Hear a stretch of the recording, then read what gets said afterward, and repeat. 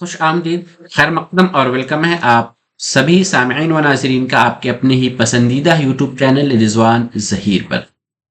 आज की इस वीडियो में आप लोगों को बताने आया हूँ, यूनिवर्सिटी ने अपने वेबसाइट पे पीएचडी एडमिशन के रिगार्डिंग नोटिफिकेशन जारी किया है, उसी के बारे में। यानी आप सभी को मालूम है कि मानो में जो पीएचडी कोर्सेज होते हैं उसका एडमिशन का साल में 2 सेशन होता है, यानी 2 मरतबा एडमिशन होता है। एक आपका जो रेगुलर प्रोस्पेक्टस या नॉर्मल प्रोस्पेक्टस मई जून में, मतलब कि जो जिसका एंट्रेंस वगैरह होता है वो अप्रैल में, नोटिफिकेशन मार्च अप्रैल में आता है वो, यानी मान लीजिए उसको आपका वो जुलाई में उसमें एडमिशन होता है। और दूसरा जनवरी वाला सेशन, यानी मानो में पीएचडी में एडमिशन का एक जनवरी सेशन भी आता है। तो वही जो जनवरी सेशन है इसे हम विंटर सेशन भी कहते हैं। तो इस विंटर सेशन का नोटिफिकेशन यूनिवर्सिटी ने जारी कर दिया है। ये पीएचडी का एडमिशन जो पीएचडी कोर्स है ये आपका सेल्फ फाइनेंस या स्पॉन्सर्ड या पार्ट टाइम मोड में है, नॉर्मल या रेगुलर का ये नहीं है। ओके, चलिए तो हम इसी के बारे में आज आप लोगों को बताएंगे कि जो नोटिफिकेशन आया है उसमें इंपॉर्टेंट डेट क्या है, उसके लिए एलिजिबिलिटी यानी अहलियत क्या है, कौन से लोग फॉर्म अप्लाई कर सकते हैं, और साथ ही एडमिशन का प्रोसेस क्या होगा, कैसे कैसे आप एडमिशन हासिल करेंगे। उसके अलावा एडमिशन का आपको कोर्स फी या एडमिशन फी, फॉर्म अप्लाई फी वगैरह क्या होगा और कैसे फॉर्म अप्लाई करेंगे, ये तमाम चीजें आपको मैं स्टेप बाय स्टेप आज की इस वीडियो में बताने वाला हूं। तो पूरी वीडियो देखिएगा, कहीं पर कोई डाउट या कंफ्यूजन हो तो हमें कमेंट बॉक्स में जरूर बता दीजिएगा। चलिए हम वीडियो शुरू करते हैं, लेकिन उससे पहले आप लोगों को एक इंफॉर्मेशन दे दूं कि अब हमारा एप्लीकेशन यानी एंड्रॉयड एप्लीकेशन आ गया है। वैसे तमाम स्टूडेंट्स या आप सभी लोग हमसे अभी तक सिर्फ यूट्यूब पर जुड़े हुए थे, लेकिन अब मेरा एप्लीकेशन लॉन्च हो गया है। हमारा एप्लीकेशन का नाम है उर्दू तदरीस। आप इसे प्ले स्टोर से डाउनलोड कर सकते हैं। मोबाइल में प्ले स्टोर पर जाएंगे, वहां उर्दू तदरीस सर्च करेंगे, डेवलपर नेम में रिजवान ज़हीर आएगा। इसी तरीके का नीचे जो पिक्चर लगा हुआ है ऐसे ही सरफेस आएगा। आप इंस्टॉल पर क्लिक करके इस एप्लीकेशन को डाउनलोड कर लेंगे। डाउनलोड करने के बाद जो हमारी क्लासेस अभी तक सिर्फ यूट्यूब पर होती थी, अब वो पेड कोर्सेज हो गई हैं और एप्लीकेशन पर वो हमारा क्लास आप ज्वाइन करेंगे। आप मानो में बीएड की तैयारी करने वाले हैं या डीएलएड की तैयारी करने वाले हैं, बीएड में जो भी सब्जेक्ट्स है, तो इसकी क्लासेस शुरू हैं। जो भी ज्वाइन करना चाहते हैं आप प्ले स्टोर से डाउनलोड कर सकते हैं। यहाँ एक स्कैनर दिया हुआ है, आप इस स्कैनर पर क्लिक करके या स्कैन करके भी आप डाउनलोड कर सकते हैं। या किसी भी तरीके कोई और सवाल हो, कोई और इशू हो, तो आप मेरा ये व्हाट्सएप नंबर दिया हुआ है, इस पर भी राब्ता कर सकते हैं। तो चलिए, ये तो अलग चीजें थी, अब हम सीधे शुरू करते हैं। आज की इस वीडियो में हम जानने वाले हैं यानी जो मानो का पीएचडी एडमिशन जनवरी सेशन है उसके लिए क्या क्या इंपॉर्टेंट चीज है। चलिए, तो आपको मैं सबसे पहले यहाँ पर स्क्रीन पर यूनिवर्सिटी का प्रोस्पेक्टस दिखा रहा हूँ। ये प्रोस्पेक्टस है, ये आप देख सकते हैं। प्रोस्पेक्टस क्या होता है कि किसी भी चीज का जो प्रोस्पेक्टस होता है ना, उसमें उससे मुतालिक तमाम चीजें मेंशन की गई होती है। जैसे ये आपका विंटर सेशन जनवरी 2024-25 का पीएचडी एडमिशन है, इसके बारे में तमाम चीजें आपको इस प्रोस्पेक्टस में देखने को मिल जाएंगी। तो एक एक करके हम चलिए शुरू करते हैं। कुछ यूनिवर्सिटी का इंट्रोडक्शन या डिटेल्स वगैरह दिया हुआ है, हमें उन चीजों से मतलब नहीं है। हम सीधे आते हैं सबसे पहले जो टाइमलाइन है। क्या है? टाइमलाइन या फिर उसको हम शेड्यूल भी कह सकते हैं। शेड्यूल मतलब फॉर्म अप्लाई का क्या क्या डेट, इंपॉर्टेंट डेट क्या क्या है। सबसे पहली चीज तो आप यहां पर ये देख रहे हैं कि 27 तारीख को इसका नोटिफिकेशन जारी हुआ है, 27 जनवरी को 2025 में। उसके बाद दूसरी चीज पर फॉर्म अप्लाई का लास्ट डेट 17 फरवरी है, यानी 27 जनवरी से फॉर्म अप्लाई शुरू हुआ है और लास्ट डेट आपका 17 फरवरी है, यानी 17 फरवरी तक आप फॉर्म अप्लाई कर सकते हैं। उसके बाद आपको पता है कि इसमें एडमिशन एंट्रेंस टेस्ट के थ्रू होगा, इसका एग्जाम होगा। तो एंट्रेंस टेस्ट के लिए एडमिट कार्ड आपका 28 तारीख को जारी होगा। एडमिशन टेस्ट आपका 8 मार्च को होगा, यानी 8 मार्च को आप एंट्रेंस एग्जाम देंगे। उसका आंसर की 8 मार्च को ही शाम तक आ जाएगा। 9 से 10 को आप आंसर की चैलेंज करेंगे। फाइनल आंसर की 12 को आएगा और रिजल्ट आपका 15 मार्च को आ जाएगा, ये याद रखिए। फिर उसके बाद आपका डॉक्यूमेंट वेरिफिकेशन होगा। ऑनलाइन वेरिफिकेशन होगा, फिर सिलेक्शन लिस्ट आएगा इंटरव्यू के लिए। इंटरव्यू आपका 26 से 27 मार्च के होगा, और जिन लोगों का फाइनल सिलेक्शन यानी एडमिशन होगा वो 3 से 4 अप्रैल के बीच में फी पेमेंट करेंगे। और उनकी जो कोर्स वर्क है, पीएचडी का जो आपका कोर्स वर्क होता है 7 अप्रैल से शुरू हो जाएगा, या फिर ये कह लें कि 7 अप्रैल से उनकी क्लासेस शुरू हो जाएंगी। ओके, चलिए ये तो एक टाइमलाइन था। अब उसके बाद असल मुद्दे पर हम आते हैं कि इस कोर्स में कौन लोग एडमिशन ले सकते हैं, एलिजिबिलिटी क्या है। एलिजिबिलिटी जो बहुत बड़ी चीज है, आप में से बहुत सारे लोग कमेंट्स में बार बार पूछते रहते हैं कि इसमें एलिजिबिलिटी क्या है या कौन से लोग इस कोर्स को करेंगे। चलिए मैं आपको यहां पर स्क्रीन पर दिखा रहा हूं। यानी ये एक नॉर्मल कोर्स नहीं है, बल्कि इसमें वही लोग एडमिशन ले सकते हैं जो ऑलरेडी जॉब में है। क्वालिफिकेशन या एलिजिबिलिटी आप यहां देख रहे हैं, क्या है क्वालिफिकेशन या एलिजिबिलिटी। क्वालिफिकेशन में सबसे पहली चीज तो आप देखेंगे कि कैंडिडेट के पास मास्टर डिग्री होनी चाहिए, यानी पोस्ट ग्रेजुएट, और उसमें आपका मार्क्स 55% होना चाहिए। ये आपका फर्स्ट क्राइटेरिया है। उसके बाद दूसरी चीज है जनरल एलिजिबिलिटी में, तो ऐसे कैंडिडेट एडमिशन लेना चाह रहे हैं स्पॉन्सर्ड या सेल्फ फाइनेंस मोड में, तो उनका अपना एक production of written permission from his या हर एम्प्लॉयर, यानी वो जहां जॉब कर रहे हैं वो उनका जो एम्प्लॉयर है, उनको तो जॉब देने वाला है, उनसे आपको एक रिटन लिखवा के लाना पड़ेगा यानी देना पड़ेगा। और कौन से लोग किस तरीके के कंपनी में या किस चीज में आप काम कर रहे हैं, तो profession such as working as engineer, scientist, senior executive, managerial staff, self employed, entrepreneurs, startup promoters, innovators and academic administration, ये वगैरह है। ये सारे लोग, यही लोग इस कोर्स को एडमिशन क्या कहते हैं, इस कोर्स में एडमिशन या पार्ट टाइम पीएचडी में एडमिशन ले सकते हैं। ये सारा जो गवर्नमेंट का सेक्टर है या गवर्नमेंट का है वो भी दिया हुआ है कि defence, culture, finance, science, technology, education या फिर दूसरे मिनिस्ट्रीज वगैरह में होंगे, ये वो लोग करेंगे। उसके बाद एक और शर्त है CSIR, यानी यूजीसी का जो नेट जेआरएफ का एग्जाम होता है, उस एग्जाम को अगर आप क्वालिफाई किए हुए हैं तो उसका आपको सर्टिफिकेट होगा। ये चलिए, उसके बाद है यूनिवर्सिटी या डिग्री कॉलेज के, अगर किसी यूनिवर्सिटी या कॉलेज वगैरह में आप फैकल्टी हैं, वहां पढ़ा रहे हैं, तो वो आप एलिजिबल हैं। Employees of public sector undertaking, government department, ये सारी चीजें हैं, आप इसे पढ़ लीजिएगा, तमाम चीजें आपको समझ में आ जाएगी।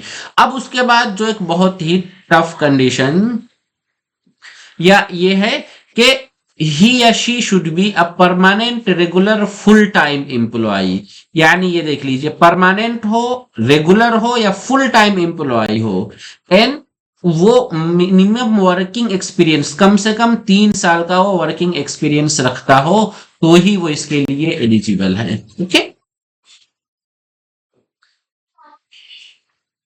और नेक्स्ट चीज है कि सेल्फ फाइनेंस मोड या स्पॉन्सर्ड मोड में कैंडिडेट जो self admission in PhD are not eligible any scholarship. इस कोर्स में अगर सेल्फ फाइनेंस में एडमिशन लेंगे, इसको सेल्फ फाइनेंस मोड में पार्ट टाइम, मान लीजिए कि पार्ट टाइम जो आपका पीएचडी है, तो इस पीएचडी में आपको किसी भी तरीके का कोई भी स्कॉलरशिप नहीं मिलेगा।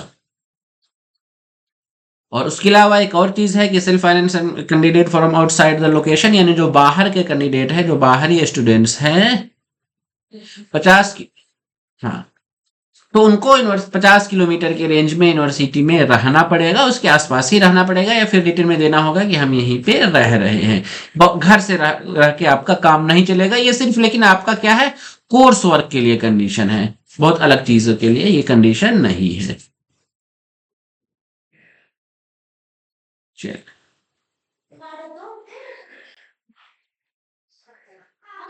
और वो है कि आप एडमिशन लेंगे तो आपको नो ऑब्जेक्शन सर्टिफिकेट या एनओसी वगैरह देना पड़ेगा।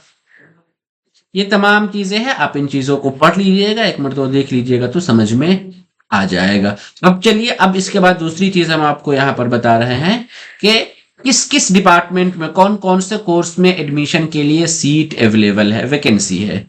तो उसके लिए आपको एक डेटा यहां पर देखने को मिल रहा है, इस डेटा से आपको समझ में आ जाएगा। चलिए,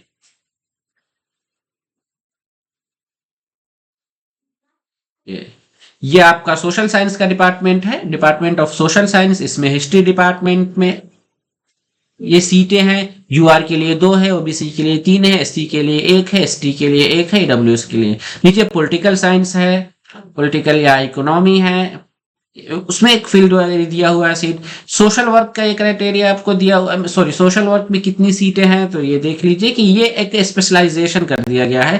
बाकी टोटल सीट आपको ये लिखा हुआ है। इकोनॉमिक्स डिपार्टमेंट में सीट का इस तरीके से डिस्ट्रीब्यूशन है। पब्लिक एडमिनिस्ट्रेशन में भी सीट का इस तरीके से डिस्ट्रीब्यूशन है। अब इसमें हम आपको चलो एक और दूसरा नोटिफिकेशन दिखा रहे हैं, उसमें थोड़ा सा आसानी से आप लोगों को चीजें समझ में आ जाएगी। किस डिपार्टमेंट में कितनी सीटें हैं, क्या है, किस डिपार्टमेंट में कितनी सीटें हैं। तो मैनेजमेंट, पीएचडी मैनेजमेंट की अगर हम बात करेंगे तो आपको इसमें 2 वैकेंसी है।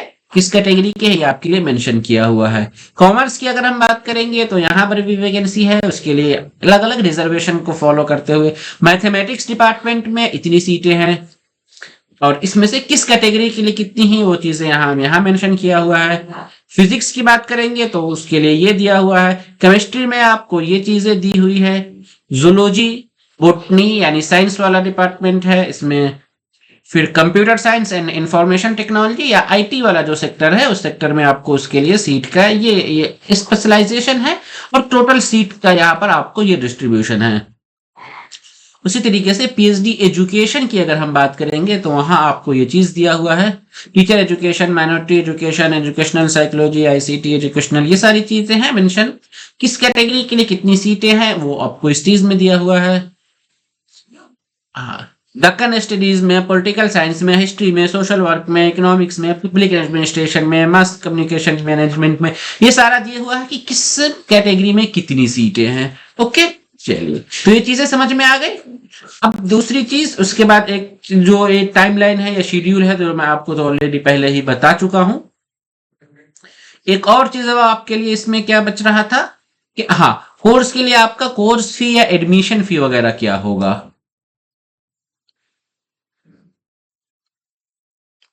तो फी की जब हम बात करते हैं तो फॉर्म अप्लाई के लिए जो आपको फी लिया जा रहा है तो वो तो आपका एडमिशन के टाइम का फी है।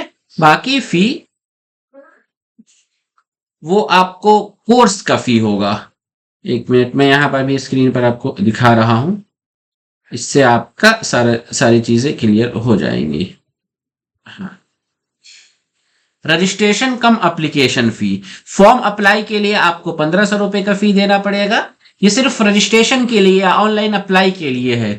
बाकी एडमिशन फी आपका 5000 रुपए लगेगा, यानी ये एडमिशन फी है। और कोर्स वर्क फी आपका 20,000 रुपए है, यानी 5,000 पर सेमेस्टर। मतलब आपको 4 मरतबा क्या करना होगा,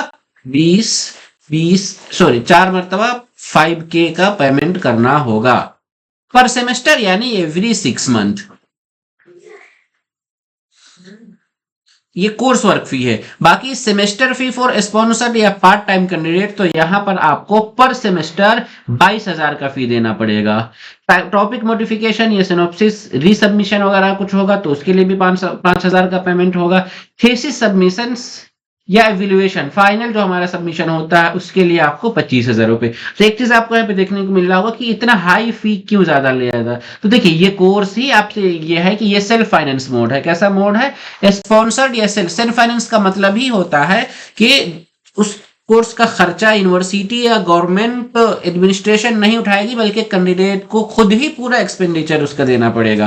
तो आपके कोर्स पर जितना खर्च यूनिवर्सिटी को आ रहा है वो सारा खर्च आप खुद दे रहेंगे। यही आपका ये सेल्फ फाइनेंस मोड है। और दूसरी चीज, ये आपका पार्ट टाइम है तो कोई रेगुलर मोड भी नहीं है, लगातार नहीं है। और जब ऑलरेडी जॉब में है तो आप ऐसे ही कोर्स तो करेंगे ही करेंगे। ओके, चलिए, ये चीजें आपको समझ में आ गई। अब एक और चीज लास्ट में आपको मैं बता रहा हूं, फॉर्म अप्लाई आप कैसे करेंगे।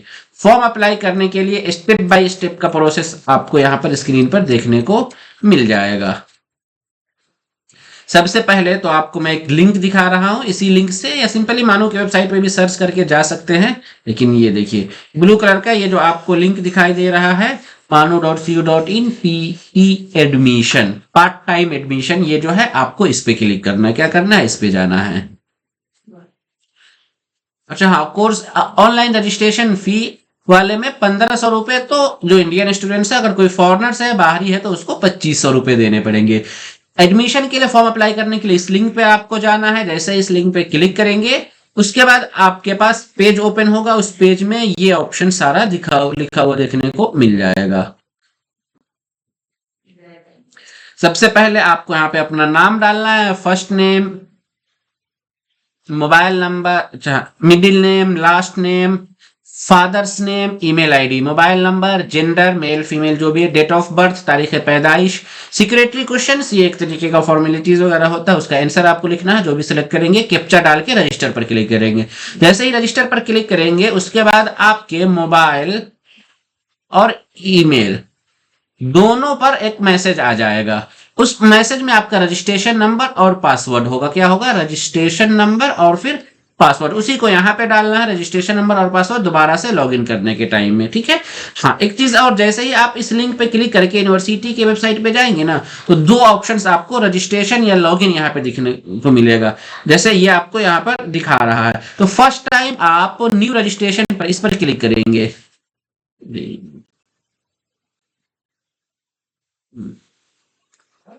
फर्स्ट टाइम आप इस पर करके तो रजिस्ट्रेशन कर ले, रजिस्ट्रेशन पासवर्ड और रजिस्ट्रेशन नंबर मिल जाएगा तो दोबारा से इसमें रजिस्ट्रेशन और पासवर्ड करके ये लॉगिन कर लेंगे। जैसे ही लॉगिन करेंगे तो कुछ और डिटेल्स आपसे मांगा जाएगा। इस डिटेल्स में आपका क्या रहेगा, personal details, address, guardian details और आपको फोटो और साइन अपलोड करना है। पर्सनल डिटेल्स में रजिस्ट्रेशन नंबर तो आप जो किए होंगे वो पहले आपको दिखाएगा, नाम वगैरह यहाँ पे कुछ दिखा रहेगा, बाकी जो ऐड किए हुए हैं वो उसमें से कुछ और आएगा। जैसे नेशनलिटी सेलेक्ट करना होगा, किस कैटेगरी से बिलोंग करते हैं, जैसे ओबीसी, ईडब्ल्यूएस या जो भी हो वो करेंगे। और साथ ही ओबीसी या ईडब्ल्यूएस वगैरह का ये जो सर्टिफिकेट है ये आपका किस कैटेगरी से, कोई कैटेगरी है तो कौन सा कास्ट है, और ये कास्ट आपका किस स्टेट से बिलोंग्स करते हैं वो चीजें आपको लिखनी। कि आप माजूर है, पीडब्ल्यूडी है, यस नो करना है। रिलीजन आपको सेलेक्ट करना है, ब्लड ग्रुप करना है, ब्लड ग्रुप मालूम हो तो ठीक है, नहीं तो इसमें एक लास्ट ऑप्शन आएगा नोट नाउन का, या अपडेटेड विल बी लेटर, इस तरीके कुछ होगा, आप उस पर क्लिक कर देंगे। रीजन आपका रूरल है, अर्बन है, देहाती है या शहर में है वो चीजें लिखेंगे। आधार कार्ड आप यहाँ पे मेंशन करेंगे कि आप मानो में पहले से कोई कोर्स किए हुए हैं, यस करेंगे तो उसका एनरोलमेंट नंबर डालेंगे, नहीं है तो इसको नो कर देंगे। मैरिटल स्टेटस, शादी हुई है नहीं हुई है, यस नो करेंगे। मादरी जुबान मदर टंग क्या है वो लिखेंगे। आइडेंटिफिकेशन मार्क्स यहाँ पे डालेंगे। अल्टरनेटिव जो मोबाइल नंबर है उस मोबाइल नंबर को डाल के आप सेव पर क्लिक कर देंगे। सेव पर क्लिक करेंगे तो ऊपर देखिए पर्सनल डिटेल्स आपका हो गया। नेक्स्ट आपका एड्रेस वाला ये आपका आ गया, एड्रेस आप अपना डालेंगे, ये सारा है। अगर आपका परमानेंट एड्रेस और करस्पेंडेंस एड्रेस या कम्युनिकेशन एड्रेस एक ही हो तो इस चेक बॉक्स पर क्लिक कर देंगे। अगर अलग अलग है तो दोनों का आप अलग अलग डाल देंगे।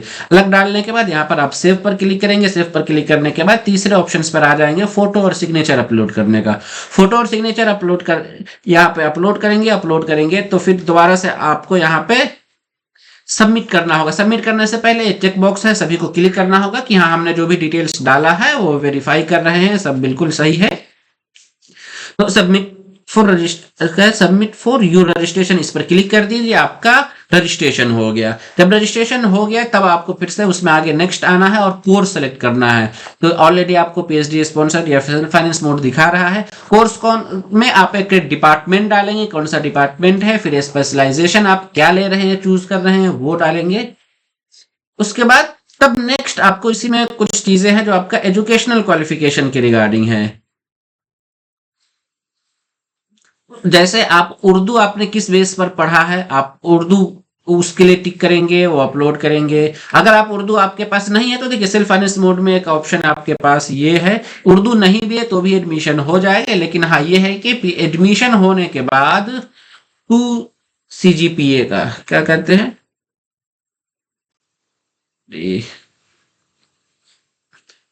वो आपको एक वो उर्दू का कोर्स करना होगा सर्टिफिकेट, तभी उसके बाद आपको पीएचडी का सर्टिफिकेट मिलेगा। जब तक उसमें आप पास नहीं करेंगे तब तक आपको उसमें उसका सर्टिफिकेट पीएचडी का डिग्री अवार्ड नहीं होगा। ठीक है। हाँ, अगर आप एडमिशन में किसी तरीके की छूट पाना चाहते हैं, जैसे कि आप नेट क्वालिफाइड हैं, जेआरएफ है या कुछ चीज़ है, तो उसको आप सेलेक्ट करेंगे। कई सारी कैटेगरी दी हुई है, सेलेक्ट इस कैटेगरी पे आप डालेंगे।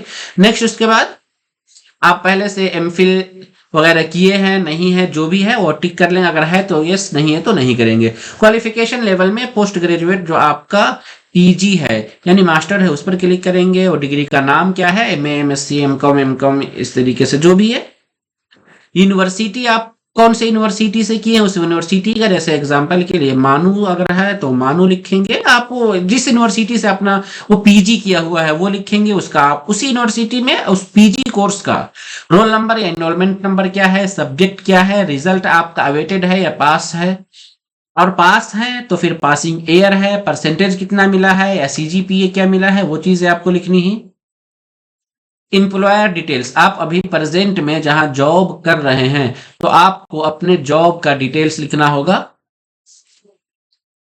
ये किस जॉब में है, कहाँ है, उसका एड्रेस क्या है, वहां का आपको डिटेल्स वगैरह देना हो। Proof of employment experience certificate 3 साल का आपको देना है। इसके लिए फॉर्मेट दिया हुआ है, मैं आपको फॉर्मेट बता दूंगा कि इसी को भर कर अपलोड करना है। एनओसी का भी फॉर्मेट दिया हुआ है, आप एनओसी भी देना होगा। चलिए, ये चीजें हैं, इस सभी को अपलोड करके तब जाके एड प्रोग्राम के लिए, हाँ एग्जाम और टेस्ट सेंटर, टेस्ट आपका सिर्फ और सिर्फ हैदराबाद में होगा, कहीं और नहीं होगा। आपको एड प्रोग्राम पर क्लिक करना है। एड प्रोग्राम पे जैसे क्लिक करेंगे उसके बाद फी पेमेंट का ऑप्शन आएगा, आप उस पर क्लिक करके फी पेमेंट करेंगे। जब फी पेमेंट आप अपने नेट बैंकिंग कार्ड से किसी से भी कर सकते हैं। जब फी पेमेंट हो गया तो आप ये मानिए कि मेरा रजिस्ट्रेशन हो गया। लेकिन हाँ, उसके बाद भी आपके पास एक और काम है। फी पेमेंट के बाद में आपको अपना डॉक्यूमेंट अपलोड करना है। क्या करना है, सारा डॉक्यूमेंट, मतलब कि आपका 10th का marksheet, certificate, graduation, post graduation, आपका यूजीसी नेट जेआरएफ वगैरह है वो, ये सारी चीजें आपको एक एक करके जो जो ऑप्शन आएगा वो सारा डालना होगा।